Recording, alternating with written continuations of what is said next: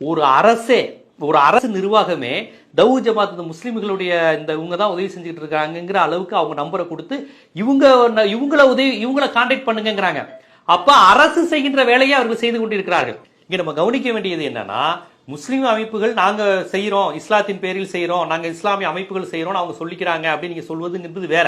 அது கூட பலர் சொன்னாங்க, டிஷர்ட் போட்டுக்கிட்டு தங்களை விளம்பரப்படுத்திக்கிட்டு உதவி செய்யறாங்கன்னு. இப்ப ஒரு மாவட்ட ஆட்சியரே அந்த டிஷர்ட் போட்ட பசங்கள்ட்ட போய் கேளுங்க, அந்த டிஷர்ட் போட்ட நபர்கள் தான் உங்களுக்கு உதவி செஞ்சுட்டு இருக்காங்கன்னு, இந்துக்கள், கிறிஸ்டின், முஸ்லீம்னு அந்த மாவட்டத்தில் உள்ள அனைவரையும் அந்த மசூதிக்கு போங்க, அந்த பள்ளிவாசலுக்குள்ள போங்க என்று சொல்கிற அளவுக்கு இருக்குன்னா, அரசுடன் இணைந்து செய்யறாங்க.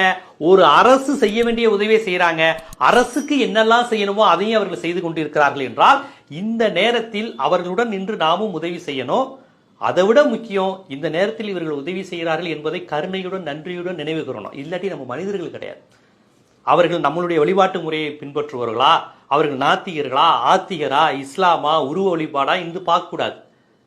அவர்கள் இப்ப முஸ்லீம் பிரச்சாரம் பண்ணலையே, கோயிலுக்குள்ள வரவங்களா நீங்க அல்லாஹ் பேரை சொல்லுங்கன்னு சொல்லியே, ஓர் இறைவன் என்பதை ஏற்றுக்கொள் அப்படின்னு சொல்லலையே, எங்க தௌ ஜமாத்தை பற்றி பெருமையா பேசுலாம் சொல்லலையே.